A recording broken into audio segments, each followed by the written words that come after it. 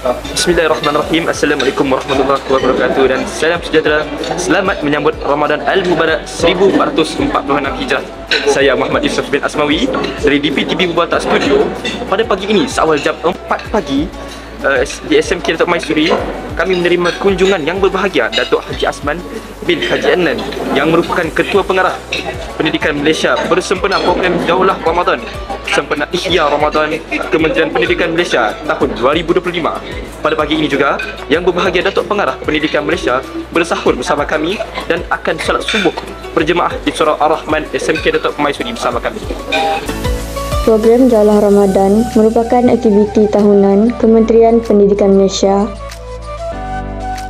Program ini dilaksanakan sebagai wahdah untuk meningkatkan penghayatan Ramadan, di samping menyantuni warga sekolah dan mengeratkan hubungan di antara KPM dengan sekolah, dan melaksanakan pelbagai aktiviti kerohanian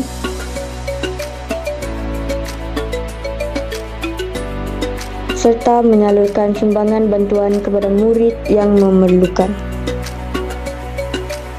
Alhamdulillah, kita sudah berada di penghujung liputan program Daulah Ramadan yang diadakan di SMK Datuk Maisuri ini. Cukup meriah dengan kehadiran semua warga sekolah dan juga PIBG. Pada kesempatan ini, saya ingin mengucapkan selamat menyambut bulan Ramadan kepada semua warga sekolah.